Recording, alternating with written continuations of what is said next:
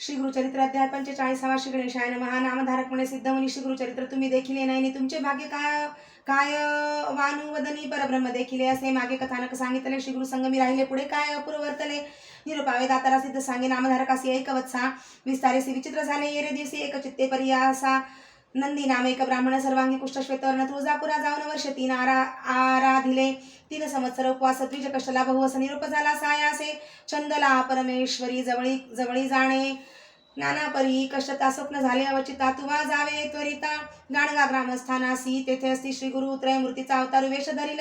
असे नरू तेथे होसिल उत्तमांगी ऐसे देवीने निरोपले विप्रमणे भले केले 6 मास का कष्टविले जरी तुझे हाती नोहेची जगन्माता तू जा भवानी तिचा निरोप घेऊन आलो तुझ पाशी ठाकोनी तू दैवत म्हणून या तू जगदंबा म्हणविसी आम्हा मनुष्यापाशी पाठविसी नाव झाले दैवतपणासी भाग्य माझे म्हणत असे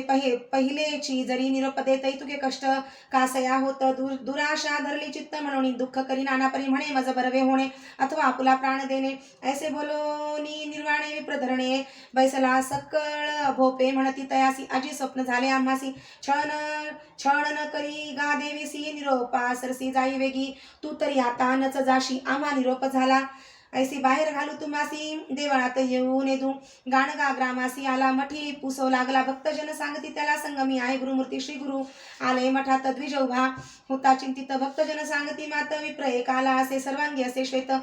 स्वामी दर्शन आलो म्हणत श्री गुरु म्हणती आपण जाणत संदेह रूपे आला असे देवी पासून मनुष्यापाशी येणे काय झाले कार्यसी संदेह करुणी मानसी कैसा आलासी द्विजवरा म्हणे स्वामी आपण तमांध तुझे दर्शने झालो सुबुद्ध आज्ञाने वेष्टिलो होतो मंद नेणे सोय परब्रह्मा पापकर्मी पापी आपण पापात्मा नेणे निज खूण पापे संभवलो पूर्ण आलो शरण तुझ पाशी आजी माझे कुकर्म गेले परब्रह्म चरण देखिले मनोरथ माझे पुरले कृपा सागरा यती राया व्रतबंध विवाह झाली यावरी व्याधी उद्भवली आपले शरीर स्त्री राहिली माहेरी स्पर्श नये शरीरी म्हणे आपुले असती माता पिता सकळ म्हणती जाई परता दुःख झाले अपरिमिता संसार तेजुनी निघालो गेलो होतो तुझा पुरा उपवास केले अपारा मज म्हणती तू पाप भरा नव्हे तुझ बरवे आता निरोपी तुझा देवी प्रीती जेथे चंदला परमेश्वरी वसती तेथे होईल निवृत्ती पाप जाईल म्हणून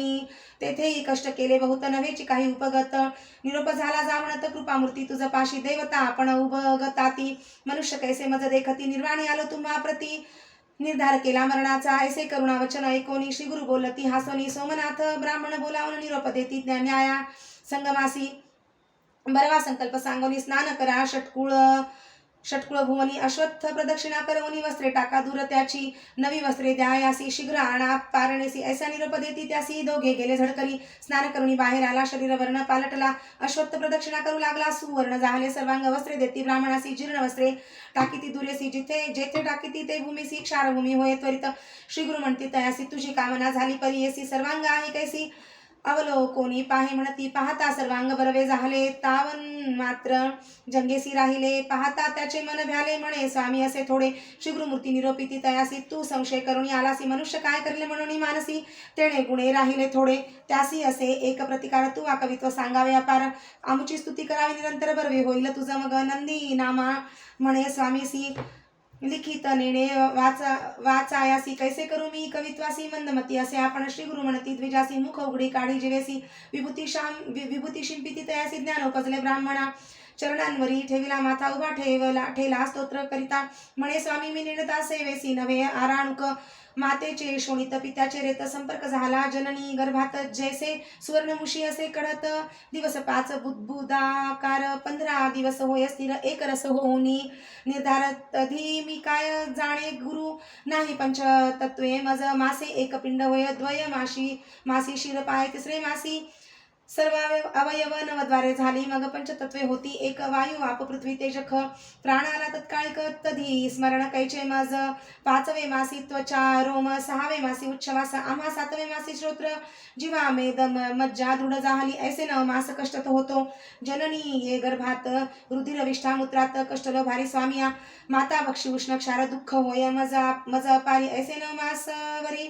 माता गर्भी कष्टलो तधी कैचे तुझे स्मरण वेष्टिलो होतो मायावरणे स्मरलो नाही तुझे चरण मग योनी मुख जन्मलो उपजताची आपणासी आयुष्य लिहिले लल्लाटेसी अर्ध गेले व्रतानिशी रात्री निद्रा मानवा उरले आयुष्यात देखा तीन भाग केले विशेखा बाल यौवन वृद्धाप्य ऐका निर्माण झाले तयवेळी कष्टून या धुरंधर बाळपणे झालो अपार वाढलो कष्टभोगीत फार वर्षे वारा लोटली तधी तुझे चरण स्मरणा मज कैचे गा देवराणा कष्टलो मी याची गुणा पूर्वजन्म नाठवेची दोन भाग उरले आपणासी मदने व्यापिले शरीरासी जैसा पतंग दीपासी भ्रमी तेज उन्मत्त नेणे मी गुरु माता पिता समस्तान ते करी निंदा वार्ता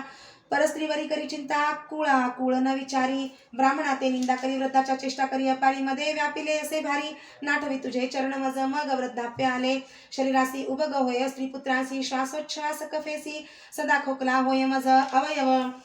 सर्व ही गलित होती केश पांढरे होती त्वरिती दंतहीन श्रवणेन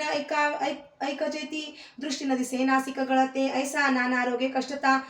तुमची सेवा कधी घडणे आता स्वामी तारका श्री गुरुनाथा संसार सागराकडे करी तुची विश्वाचा तारक धरून या नरवेश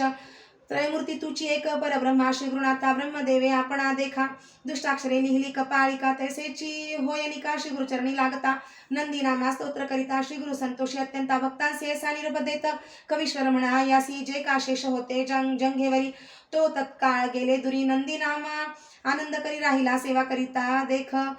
देखा सिद्ध म्हणे नामधारकासी श्री गुरुचरित्र ऐसी परी ऐसी कथा करीत कवी भरमसी श्री गुरु सेवेसी राहिला इति श्री गुरुचरित्रामृते परम कथा कल्पतरो श्री नुसे सरस्वती उपाख्याने सिद्ध नामधारक संवादे द्विज कुष्ठ परिहारो नाम पंचदशोध्याय श्री गुरु दत्तात्रेयार्पणमस्तु श्री गुरुदेव दत्त।